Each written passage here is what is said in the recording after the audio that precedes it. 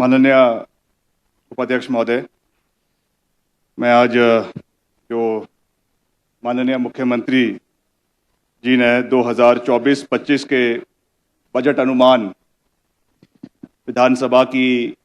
सभा पटल के ऊपर पेश किए हैं, उसके ऊपर मैं चर्चा करने के लिए आज आपके बीच में उपस्थित हुआ हूं। और मुझे बहुत गर्व के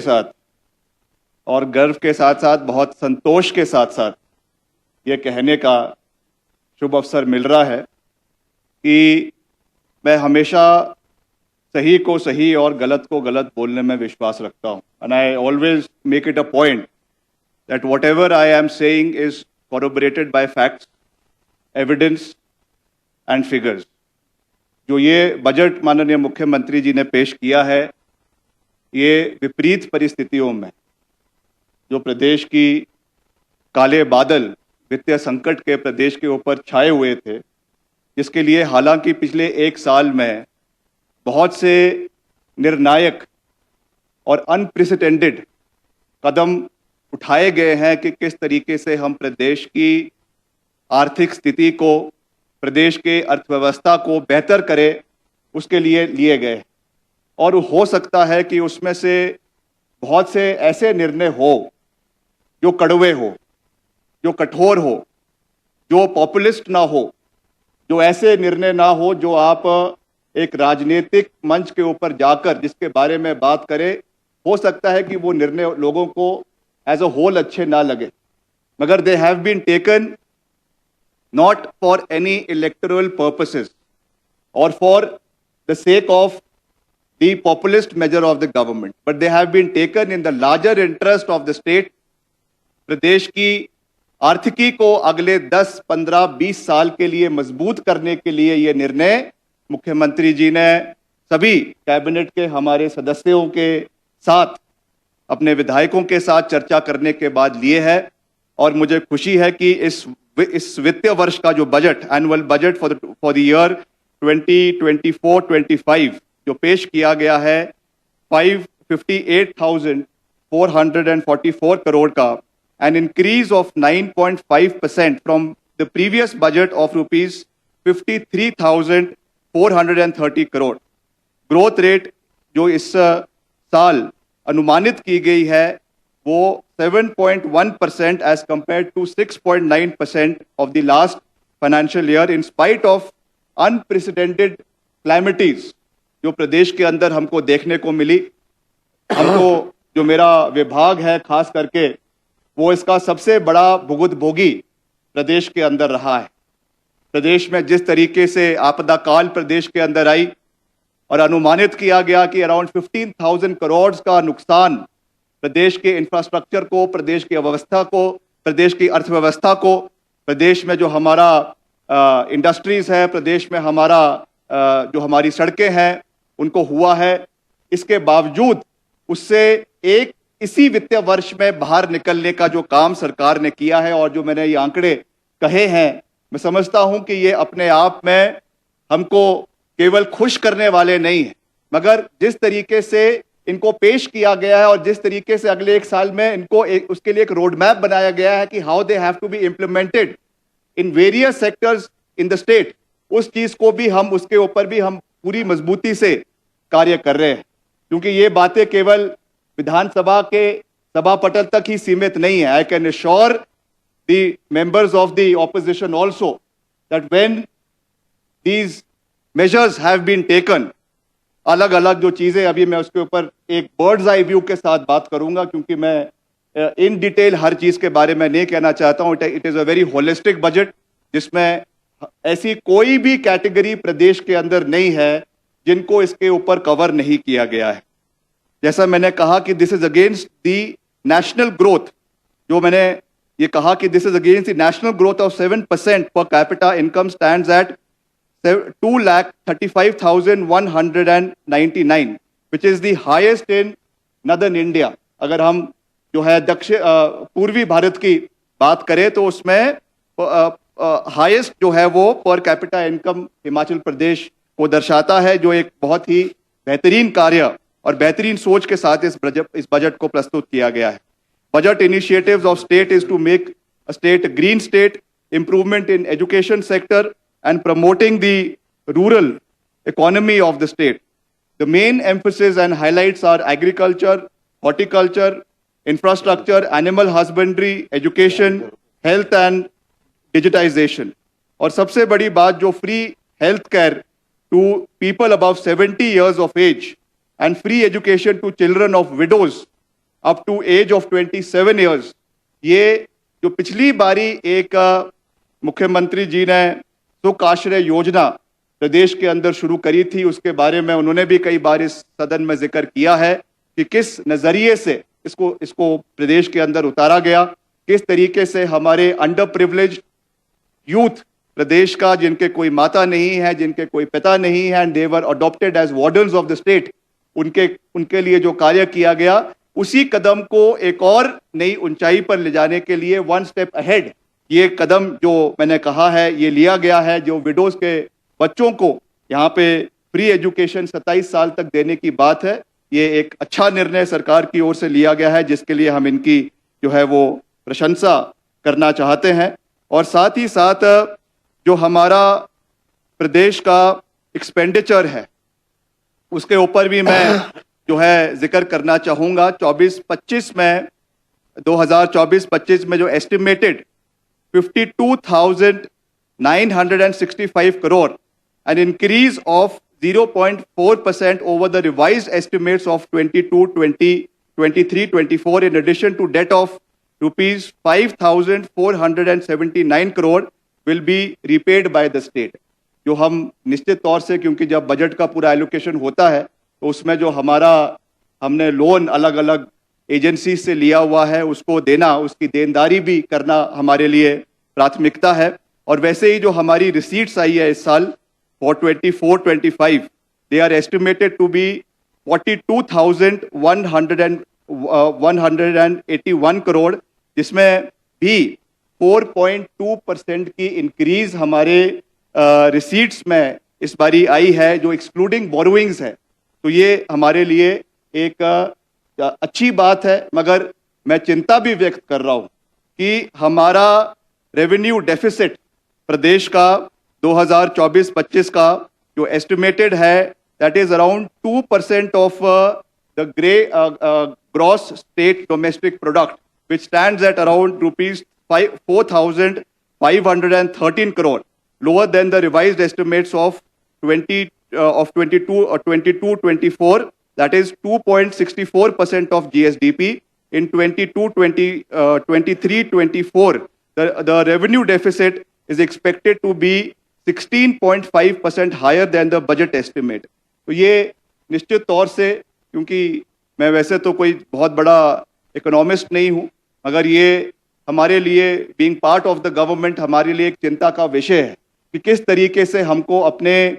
आय के स्रोतों को बढ़ाना है। उसके बारे में जैसा अभी विस्तृत में चर्चा करी गई है कि हम इंडस्ट्रीज को प्रदेश के अंदर लाने का प्रयास कर रहे हैं। ऑनरेबल इंडस्ट्रीज मिनिस्टर ने भी उसके बारे में बात करी है, माननीय मुख्यमंत्री जी ने भी उस पर अपना विषय और अपनी एक सोच बजट के माध्यम से प्रस्तुत करी है। और उसके साथ साथ जो और चीज़ें हैं प्रदेश में, कैसे हमने जो वाटर सेस लाया गया, उससे हमारा जो फ्लोइंग वाटर और राज्यों में जा रहा है उस पर सेस लगाकर प्रदेश की आमदनी को बढ़ाने का एक सफलतापूर्वक प्रयास जो है इस बजट के माध्यम से और पूर्व में जो हमारा पिछला वित्तीय वर्ष है उसके अंदर भी रहा है। और जो अगर हम हाइलाइट्स की इस बजट के अंदर बात करें, नेचुरल फार्मिंग के अंदर राजीव गांधी प्राकृतिक खेती स्टार्टअप योजना was announced to promote natural farming. Maximum of 20 quintals of naturally grown grains per family will be procured at an MSP of rupees 40 per kg, and maize will be procured at rupees 30 per kg. And MSP on procurement of milk जो है वो इस बारी दिया गया है। ये हालांकि इसमें थोड़ी सी कमी जरूर रही है, मगर जैसा हमने कहा है कि इसको चरणबद्ध तरीके से हम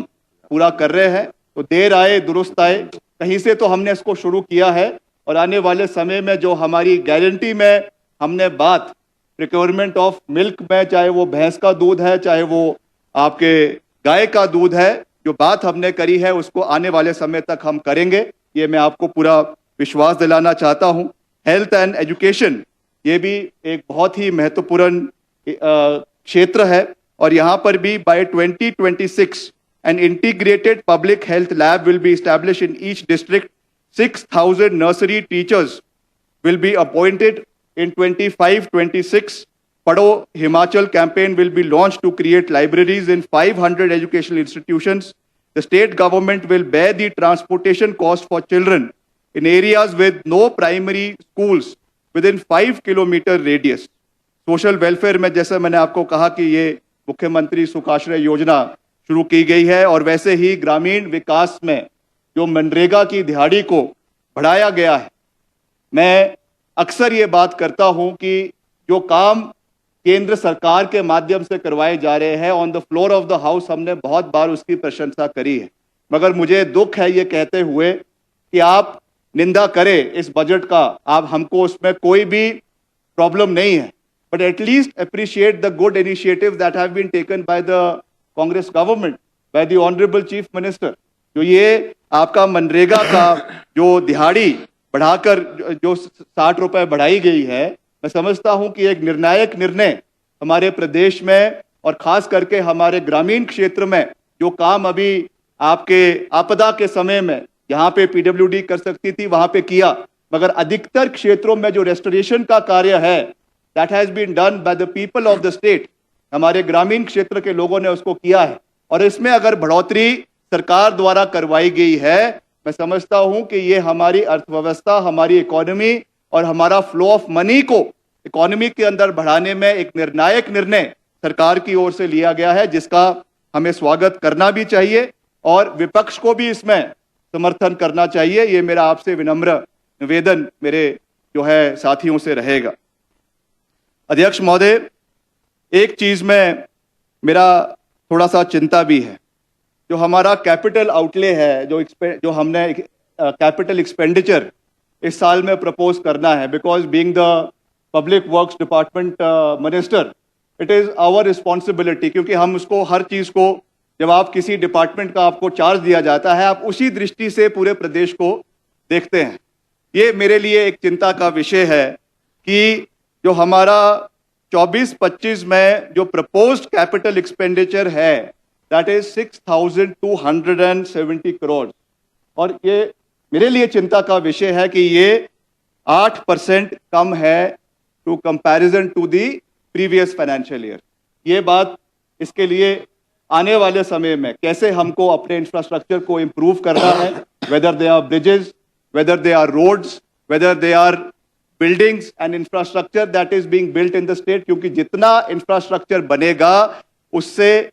रेवेन्यू के, उससे एम्प्लॉयमेंट के और उससे और जो थर्ड पार्टी एम्प्लॉयमेंट के जो एवेन्यूज है वो खुलते हैं। इसको हमें आने वाले समय के ऊपर इसके ऊपर चिंतन करने की आवश्यकता है कि ये क्यों हुआ है और कैसे इसको आने वाले समय में इसकी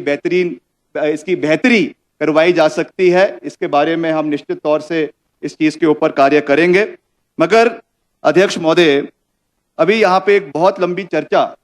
और जैसे एक टगो वॉर हो रहा था आजकल, क्योंकि हम देखते हैं हर जगह कहीं जाते हैं महिला मंडलों के अंदर सब जगहों पे आजकल टगो वॉर का बड़ा जो है रसाकसी का बड़ा वो एक माहौल चला हुआ है। वही रसाकसी का माहौल आज हमारे माननीय सदन के अंदर भी है। यहाँ से बोला जा रहा है कि केंद्र मदद नहीं कर रहा है, वहां से बोला जा रहा है कि केंद्र बहुत ज्यादा मदद कर रहा है। इस पे बिल्कुल सही कहा रवि ठाकुर जी ने कि एक व्हाइट पेपर ले करना बहुत आवश्यक है। It is actually very important, क्योंकि अगर हम अपने जो हमारे रेवेन्यू रिसीट्स है उसके बारे में बात करें, जो ग्रांटेड एड आपको सेंट्रल गवर्नमेंट से आ रही है, ये 2022-23 में 16,733 करोड़, जो आपके बजटेड एस्टिमेट्स 2023-24 के ही 13,048 करोड़ हुई। रिवाइज्ड एस्टिमेट्स ऑफ 2023-24 में 15,185 करोड़ हुई और बजट एस्टिमेट्स ऑफ 24-25 में 16,733 से घटकर जो है वो आपके 13,200 87 रह गई है। ये जो श्रिंकिंग सपोर्ट केंद्र सरकार से हमको मिल रही है या जो कम आस्ते आस्ते कम होती जा रही है, ये हमारे लिए एक चिंता का विषय है। और बारी बारी आप जिस ग्रांट्स की जिक्र कर रहे हैं, जो सेंट्रली स्पॉन्सर्ड स्कीम्स है, ये मैं मानता हूं कि इसमें बढ़ोतरी हुई है। ये 2022-23 में 3,190 थी और अब जाकर इस वित्तीय वर्ष में जो अनुमानित है दैट इज अराउंड 3,878। मगर हमको ये देखना है कि ये, जैसा और साथियों ने भी कहा, कि these funds can not be corroborated or these funds cannot be appreciated as a grant to the state in times of adversity, in the times of the difficult situation that the people of the state were facing. ये grants किसी भी जो devolution of funds में, चाहे वो हमको GST के माध्यम से, चाहे वो हमको आपके स्टेट सेंट्रल फाइनेंस कमीशन के माध्यम से या और चीजों के माध्यम से मिलती है, वो हमारा अधिकार है। मगर लगातार जो ये आपका पैसा कम होते जा रहा है, ये हमारे लिए निश्चित तौर से एक चिंता का विषय है और इसको आपका दायित्व भी ये बनता है कि आप इन विषयों को तथ्यों के साथ केंद्र सरकार के समक्ष उठाए, ताकि आने वाले समय में जो हमारा अधिकार है, हिमाचल का जो अधिकार है, माननीय प्रधानमंत्री जी जो हर बारी यहाँ पर आकर कहते हैं कि हिमाचल मेरा दूसरा घर है, तो उसमें जो हमारा बकाया प्रदेश का बनता है, other than the centrally sponsored schemes, I am reiterating it, वो हिमाचल को मिलना चाहिए। वो मेरा निवेदन है। और अध्यक्ष महोदय, उपाध्यक्ष महोदय, मैं ज्यादा समय नहीं लेना चाहूंगा। 2 मिनट मैं अपने डिपार्टमेंट का जो हमारा अचीवमेंट्स रही है और आने वाले समय में रही है, हंसराज जी सबसे ज्यादा आपके इलाके में रही है, आप चिंता ना करें। आपका हर बात जो आपने कही है हमने सर माथे के ऊपर रखी है, ऐसा नहीं है। तो उसके बारे में भी मैं 2 बात यहाँ पे कहना चाहूंगा, because it is my responsibility कि अगले पिछले 5 साल, पिछले 1 साल में हमने क्या किया और अगले 1 साल के अंदर, अगले 1 वित्तीय वर्ष के अंदर हम क्या करने जा रहे हैं। प्रधानमंत्री सड़क योजना, हालांकि ये केंद्र सरकार की योजना है, मगर इसकी इम्प्लीमेंटेशन, टाइमली इम्प्लीमेंटेशन 18 महीने के अंदर इसको हमने पूरा करने का एक बेड़ा उठाया है। And I want to assure the august house that no compromise, I have reiterated these facts and this point on various occasion, मगर आज फिर से इस वित्तीय वर्ष की शुरुआत में ये बात कह रहा हूं कि जितने भी हमारे 2700 करोड़ रुपए की लागत से करीबन आपके 254 सड़कें जो बनेगी 18 महीने के अंदर, उनको CTB, उनको FDR और उनको आपके जो तीसरा आपका कन्वेंशनल टेक्नोलॉजी है उसके माध्यम से बनाया जाएगा। और उसमें जो हमारी FDR टेक्नोलॉजी पहली बार हिमाचल प्रदेश के अंदर इंप्लीमेंट करवाई जा रही है कुछ इलाकों में, in the times to come इसी को हम और सड़कों में भी इंप्लीमेंट करने का प्रयास करेंगे, ताकि कम पैसे में आपके कम रिसोर्सेज को यूज करते हुए ज्यादा से ज्यादा सड़कों का निर्माण प्रदेश के अंदर हो। नाबार्ड में 708 करोड़ रुपए की लागत से 109 योजनाएं मंजूर हुई है। CIRF के माध्यम से 295 करोड़ रुपए की 5 योजनाएं पिछले वित्तीय वर्ष में मंजूर हुई है, जिनका काम इस वित्तीय वर्ष में शुरू हो रहा है। और उसमें आपके चंबा की चौड़ी सड़क भी है, आप चिंता ना करें। तो कर रहा हूं, धन्यवाद, मैं डरता थोड़ी हूं, कर रहा हूं, धन्यवाद। आपको कह रहा हूं 41 करोड़ रुपए की लागत से 218 नई मशीनरी, 41 करोड़ रुपए की लागत से 218 नई मशीनरी, कल ही उसका हमने जो है वो फ्लैग ऑफ यहां से किया है। और आपके टिपर, JCBs और पोकलेंस चंबा के लिए भी दी गई है, रामपुर के लिए भी दी गई है, रोडू के लिए भी दी गई है, क्योंकि ये डिफिकल्ट एरियाज है। तो मंडी में दूसरी JCBs हमने भेजी है, पोकलेंस आगे भेजेंगे। वैसे ही हाल ही में आई आपदा में, जो अभी आपदा आई थी, उसमें 18 बेली पुल जो है वो और 27 झूले हमने बनाकर लगाए हैं और 34 गांव को जोड़ा गया है और 254 नए भवनों का निर्माण जो है वो करवाया गया है। और पहली बार हमने अभी एक नया प्रयास, इस बारी वैसे बर्फ तो कम पड़ी, मगर कैल्शियम क्लोराइड ब्राइन का सोल्यूशन बनाकर हमने शिमला की और आसपास की जहाँ पे हैवी स्नोफॉल हुआ है वहाँ पे लगाया, ताकि बर्फ जो है वो जैसे ही गिरेगी वैसे ही वो पिघल जाए, ताकि उसका, क्योंकि पहले घोटाला बहुत होता था आपकी सरकार में, टेंडर लग जाते थे स्नो क्लियरेंस के, बाद में कितनी सफाई हुई, बर्फ की नहीं हुई। इसलिए हमने बोला कि जो है सांस ही जो है सांप भी मर जाएगा और लाठी भी नहीं टूटेगी, तो हमने जो है ये केमिकल सोल्यूशन ले आए, तो इससे आपको क्लियरेंस करने के टेंडर लगाने की आवश्यकता ही आने वाले समय में नहीं पड़ेगी। बाकी अध्यक्ष महोदय, हमारे अर्बन डेवलपमेंट डिपार्टमेंट में भी कई जो है मैं इसको शॉर्ट में करना चाहूँगा, कई हमने नए निर्णय लिए हैं, क्योंकि अभी हाल ही में मैंने इस डिपार्टमेंट को इसका कार्यभार संभाला है। इसमें भी प्रॉपर्टी टैक्स कलेक्शन है, आपका मेंटेनेंस ऑफ हिम परिवार रजिस्टर है अर्बन लोकल बॉडीज़ में, आपके strengthening of urban local bodies है। इसके लिए कैसे हम आने वाले समय में संसाधन, क्योंकि हर जगह ग्रांटेड एड पे ही ये लोकल बॉडीज़ चल रही है, आने वाले समय में कैसे हम revenue generation in local bodies का, जितने इनके फैसिलिटीज़ है, इनके पार्किंग लॉट्स है या इनके और वहाँ पे यूनिट्स है, उनको कैसे कमर्शियली वाइबल करवा सकें, इसके लिए हमको चिंता करने की आवश्यकता है। क्योंकि आस्ते आस्ते चाहे वो अमृत का पैसा है जो आपके शहरों के लिए आ रहा है, सिवरेज के लिए आ रहा है, चाहे वो आपका स्मार्ट सिटी, तो क्योंकि अब 2 थी, उसका ऑलमोस्ट सारा काम धर्मशाला और शिमला का पूरा हो चुका है, but in the times to come हमारा ये फोकस रहेगा। मैं सभी माननीय सदस्यों को ये बता रहा हूँ कि हमें जितने भी हमारे अर्बन लोकल बॉडीज़ है, इनमें सेल्फ जनरेशन के लिए हम कदम उठाएंगे। इसके लिए मैं एक विस्तृत चर्चा आने वाले समय में सारे जितने इलेक्टेड बॉडीज यूएलबीज के मेंबर्स हैं उनके साथ करेंगे, सजेशंस करेंगे। अगर इसमें कोई नई पॉलिसी भी लाने की आवश्यकता है, कोई पॉलिसी डिसीजन लेने की आवश्यकता है, तो उसमें भी हम पीछे नहीं हटेंगे, ये मैं आपको पूरा विश्वास दिलाना चाहता हूं। और इसके साथ साथ अध्यक्ष महोदय, मैं अंत में युवाओं की भी बात करना चाहता हूं, क्योंकि नहीं युवा भाई हम युवा है, प्लीज डोंट डिस्टर्ब, 34 साल के हम युवा है और हमने लोगों से वोट मांगा है, युवाओं ने हमारा समर्थन किया है। प्रदेश में युवाओं के लिए नए अवसर पैदा करना हमारी वचनबद्धता है। जितने भी विषय प्रदेश के अंदर चले हुए हैं, चाहे वो हमारे जेओए 817 के हैं, चाहे वो हमारे अध्यापकों के हैं, चाहे वो हमारे रिक्रूटमेंट में जो भी प्रॉब्लम्स पड़ रही है, हमने इस विषय को गंभीरता के साथ कैबिनेट में मुख्यमंत्री जी के समक्ष उठाया है। And I wholeheartedly thank the Honorable Chief Minister who has constituted a committee under the leadership of the Deputy Chief Minister, of which I am also one of the members. And I can assure you, मैं बारी बारी इस चीज को बोलता हूं, I believe in calling a spade. जहां पर हमको लगेगा कोई कमी है, हम युवाओं की आवाज को पूरी मजबूती से उठाएंगे।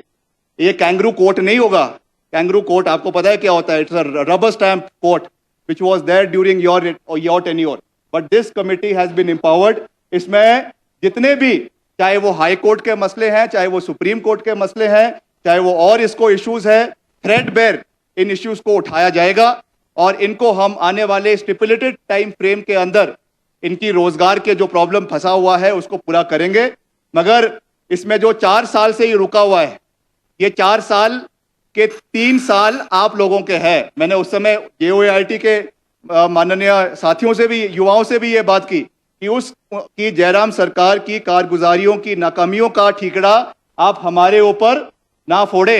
हमारी 1 साल के कार्यकाल के अंदर जो हम इसमें कर सकते हैं हम करेंगे और उनको रोजगार दिया जाएगा, इसका मैं आपको पूरा विश्वास दिलाना चाहता हूं। और यहाँ पे अध्यक्ष महोदय, कई बार हमारे माननीय सदस्यों ने राम मंदिर की बात करी है, इस पे भी मैं स्थिति स्पष्ट करना चाहता हूं कि हमें सबसे पहले तो भगवान राम, प्रभु राम किसी की जागीर नहीं, किसी के व्यक्ति विशेष या पार्टी विशेष या किसी इलाके विशेष के जो है वो मुरीद नहीं है। ये हम सब सनातनी हैं, हम सब हिंदू हैं और हिमाचल प्रदेश देवी देवताओं की भूमि है। आपको ये नहीं भूलना चाहिए कि हिमाचल प्रदेश में धर्मांतरण का कानून कांग्रेस पार्टी की सरकार लेकर आई थी, 2007 में लेकर आई थी। और हम जो है हिमाचल प्रदेश को आने वाले समय में, in the words of the father of the nation, Himachal Pradesh को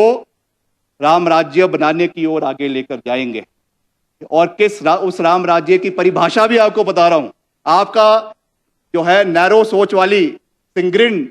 मानसिकता वाला राम राज्य नहीं है ये वो राम राज्य है जिसमें my dreams ensures equal rights alike to prince and paupers. जो हमारे सपने हैं वो राजा को और रंक को बराबर उनके लिए कार्य करेगा, उस राम राज्य की ओर जहां पर हर इलाका, हर क्षेत्र, हर जाति, हर धर्म के लोगों के साथ समानता के साथ विकास किया जाएगा। उस राम राज्य को हिमाचल प्रदेश के अंदर स्थापित करने के लिए हम आगे बढ़ेंगे, इसका मैं आपको पूरा विश्वास दिलाना चाहता हूं। और वैसे भी आपको चुनावों की चिंता करने की आवश्यकता नहीं है। हम प्रभु राम का आशीर्वाद लेकर आ गए और प्रभु राम का आशीर्वाद लेकर ये मैं आपको ये विश्वास दिलाना चाहता हूं कि चारों के चारों लोकसभा सीटों में कांग्रेस पार्टी जीतेगी, पूरी बहुमत के साथ जीतेगी। और जैसे हमें किसी से कोई सर्टिफिकेट लेने की आवश्यकता नहीं है। तो अंत में अध्यक्ष महोदय, मैं जहां इस बजट की भूरी भूरी प्रशंसा भी करता हूं,